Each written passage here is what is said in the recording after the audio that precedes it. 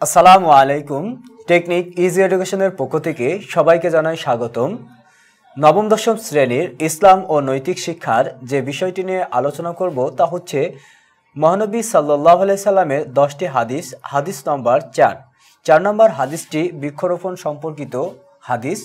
তো হাদিসে রাসূলুল্লাহ সাল্লাল্লাহু আলাইহি সাল্লাম বলতেছেন, ক্বালা রাসূলুল্লাহ সাল্লাল্লাহু আলাইহি সাল্লাম মা মিন মুসলিমি ইয়াগরিসু গরসান আও ইয়াজরিউ জারআন ফায়াকুলু মিনহু তায়রান আও ইনসানুন আও বাহিমাতুন ইল্লা কানা লাহু বিহি সাদাকাতুন মুতাফাক্কুন আলাই। তো রাসূলুল্লাহ সাল্লাল্লাহু আলাইহি সাল্লাম এই হাদিসটিতে উল্লেখ করেছেন যে মা মিম মুসলিমিন ইয়াগরিসু গরসান আও জারআউ জারআন। তো যদি কোনো মুসলমান বৃক্ষরোপণ করে এবং শস্য আবাদ করে, ফায়াকুলু মিনহু, আর তা থেকে যদি কেউ খায়, তা থেকে যদি আহার করে, তয়রন পাখি, আও ইনসানুন মানুষ, আও বাহিমাতুন এবং চতুষ্পদ কোনো প্রাণী, ইল্লা কানা লাহু বিহি সাদাকাতুন, তা তার জন্য সদকা বলে গণ্য হবে। সহিহ বুখারী ও মুসলিম শরীফের হাদিসটি। তো হাদিসটিতে আমরা যে বিষয় শিক্ষা লাভ করি বা যেটা জানতে পারি সেটা হচ্ছে যে কোনো মুসলমান যদি কোনো বৃক্ষরোপণ করলো অথবা কোনো শস্য উৎপাদন করলো, আবাদ করলো, তো এই শস্য থেকে বা বৃক্ষ থেকে যদি কোনো পাখি, মানুষ বা চতুষ্পদ প্রাণী তা থেকে কোনো খাবার বা ভক্ষণ করে, তো এই খাবার খাওয়ার কারণে ওই ব্যক্তির, অর্থাৎ যে ব্যক্তি রোপণ করেছে তার, সেটা ওই পশুটি যে খাবার খেয়েছে বা মানুষ খেয়েছে, এই জন্য সেটা সদকা স্বরূপ বা সদকা হিসেবে গণ্য হবে। তো এই হাদিসটিতে আরও বিশেষভাবে যে বিষয়টি পরিলক্ষিত হয় সেটা হচ্ছে যে রাসূলুল্লাহ সাল্লাল্লাহু আলাইহি সাল্লাম বৃক্ষরোপণের সম্পর্কে যে গুরুত্ব আরোপ করেছিলেন সেদিকে।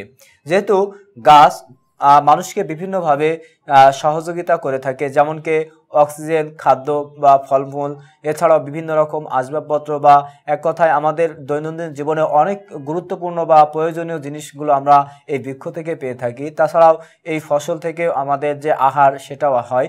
তো এই জন্য যে বৃক্ষরোপণের মাধ্যমে একজন ব্যক্তি একটা বৃক্ষরোপণ করেছে, কোনো ব্যক্তি যদি সেই বৃক্ষের ছায়ায় অর্থাৎ আশ্রয় নেয়, তো ওই ছায়ায় আশ্রয় নেওয়ার কারণে তার যে ক্লান্তি দূর হলো, এটা একটি সাদকা স্বরূপ হয়ে গেল।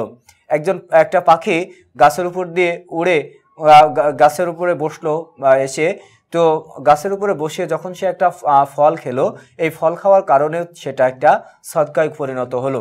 তো এইভাবে প্রত্যেকটা গুরুত্বপূর্ণ একটা বিষয় হচ্ছে যে মানুষের কোনো ফসল বা যদি কোনো ফল যে সেটা পাখি বা কোনো মানুষ খেলো, সেটা কিন্তু সদকা হয়ে যাবে। তাই এটা সদকায় যেহেতু জারিয়া, এটার এই বৃক্ষটি যতদিন পর্যন্ত থাকবে ততদিন পর্যন্তই মানুষ এই সদকায় জারিয়ার সওয়াব অর্জন করতে থাকবে। তো এই জন্য বৃক্ষরোপণের সবচেয়ে গুরুত্বপূর্ণ দিকটাও এখানে উল্লেখ করা হয়েছে। আর এখানে যে শিক্ষণীয় বিষয়টা আমরা জেনেছি সেটা হচ্ছে যে রাসূলুল্লাহ সাল্লাল্লাহু আলাইহি সাল্লাম বৃক্ষরোপণ সম্পর্কে তাগিদ দিয়েছেন।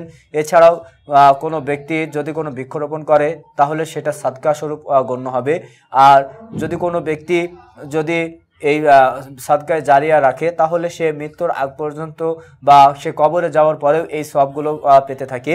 এই জন্য আমরা সবসময় বৃক্ষরোপণ করব এবং পশু পাখি বা চতুষ্পদ কোনো প্রাণী বা মানুষ যদি কোনো ফল ভক্ষণ করে, এতেও আমাদের আরও সওয়াব আছে, এদিকেও আমরা দৃষ্টিপাত রাখব। তো শিক্ষার্থী বন্ধুরা, এই ছিল বৃক্ষরোপণ সম্পর্কিত হাদিসটি। তো হাদিসটি সংক্ষিপ্তকরণ করা হয়েছে। আশা করি ভালো লেগেছে। ভালো লাগলে অবশ্যই আমাদের চ্যানেল টেকনিক ইজি এডুকেশনকে সাবস্ক্রাইব করবেন, লাইক ও কমেন্ট দিয়ে আমাদেরকে আরও উৎসাহিত করবেন। আসসালামু আলাইকুম ওয়া রাহমাতুল্লাহ।